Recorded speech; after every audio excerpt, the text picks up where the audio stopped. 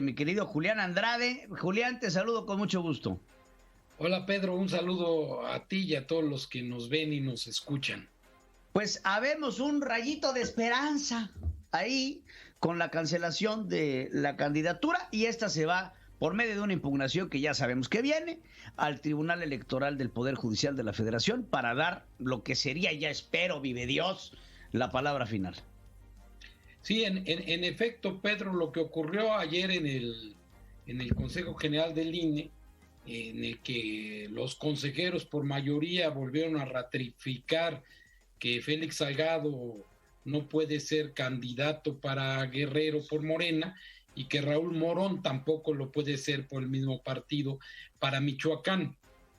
Esto a raíz de que el propio Tribunal Electoral realizó una suerte de sentencia extraña en la que no tomó decisión alguna y dejó en manos del INE que volvieran a revisar el asunto guerrerense y el asunto michoacano y decidieran en consecuencia. Lo hicieron los consejeros, Pedro, y como señalas, vendrá la impugnación en el Tribunal Electoral del Poder Judicial de la Federación. Es una incógnita qué pueden hacer los magistrados. Ahí ya no hay mayorías claras porque la sala superior está pasando por una etapa bastante difícil en la que no hay claridad ni sobre sus sentencias ni sobre cómo van a proceder.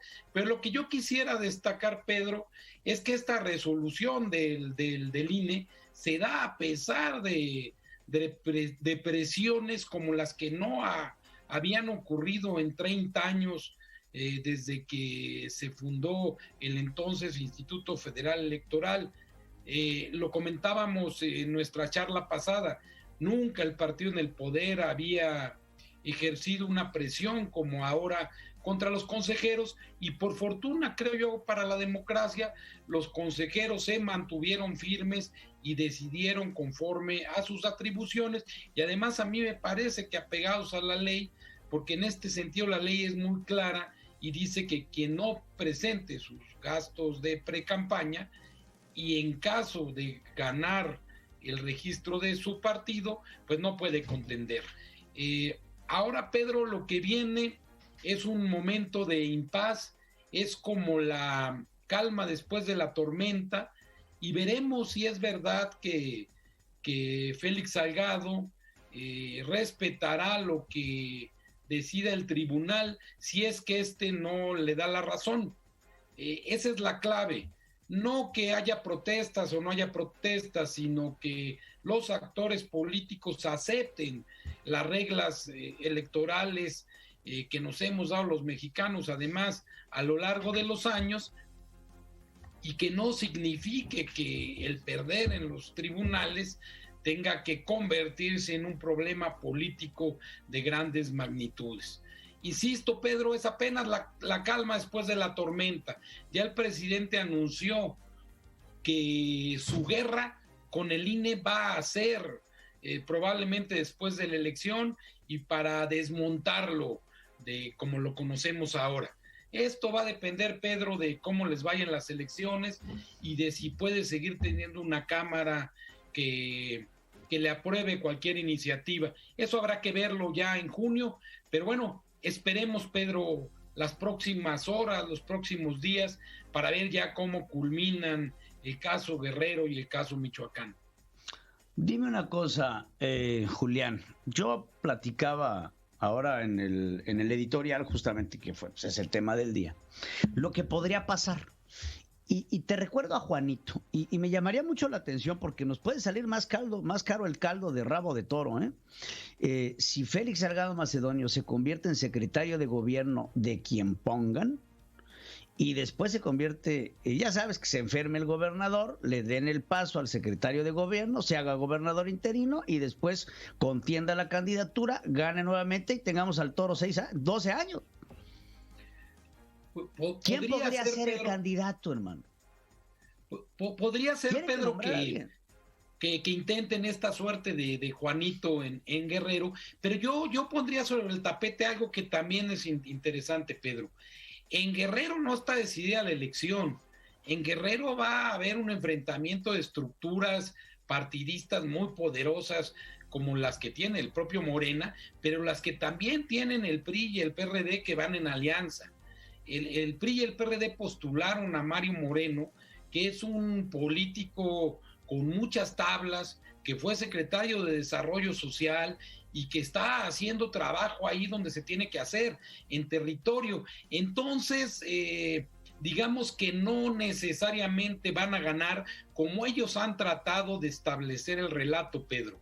Ellos han dado por hecho que ya ganaron en Guerrero y que la elección es un trámite, pero no es un trámite, Pedro. Y yo creo que todos estos espectáculos, pataletas, presiones y amenazas tampoco le reditúan mucho al morenismo, ni siquiera en Guerrero, donde ya sabemos que se hace política dura. Pero sí, Pedro, pudiera ser que revivan este esquema de Iztapalapa y tengan a un candidato que responda a los intereses y a las órdenes de quien pudiera ser su secretario de gobierno, como sería Félix Salgado. En la 4T, Pedro, todo es posible, pero también es posible que no ganen esta contienda ahí en Guerrero. Pues ojalá Dios te oiga, porque la verdad es que no veo quién pueda ser el candidato de Morena. Estaba yo hablando, Pablo Aníclar pues está castigado, Luis Walton está castigado, y la única que me quedaría y me viene a la cabeza es Néstora.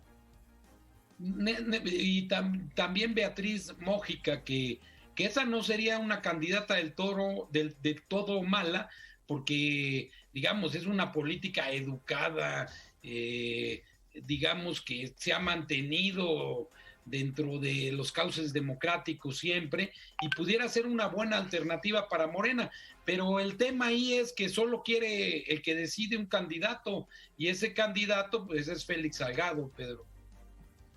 Pues yo creo que ahí podría haber un gran problema sobre lo que pueda pasar, como bien dices. Ahora, en el caso de Michoacán, ¿cómo ves las cosas? En el caso de Michoacán, yo apuntaría una hipótesis.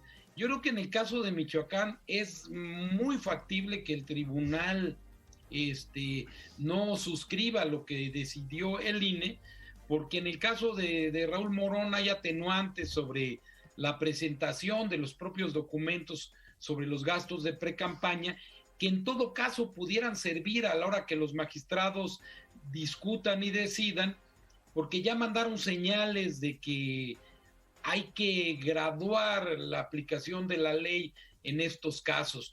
Digamos que ahí yo lo vería como una incógnita, pero también añadiría, Pedro, si Raúl Morón no es el candidato, Michoacán va a estar tomado por la CENTE como lo ha estado en el pasado, porque no van a permitir o van a hacer muy difícil que ahí se realice una elección. Entonces, estamos en un horizonte de probabilidad de crisis política en la que, en teoría, los actores políticos, sobre todo los más importantes, debieran abonar para la gobernabilidad democrática, pero ya sabemos que en eso sí no son como los de antes, Pedro. Pues ojalá, mi querido amigo, y pues vamos a ver qué pasa con este tribunal electoral, que lo que debería de hacer es ya tajantemente decirle a Félix Salgado Macedonio, no. Adiós. Así debería de ser. Te agradezco muchísimo, Julián. Nos vemos, Pedro. Te agradezco como siempre tu comentario, un gusto platicar contigo. Julián Andrade.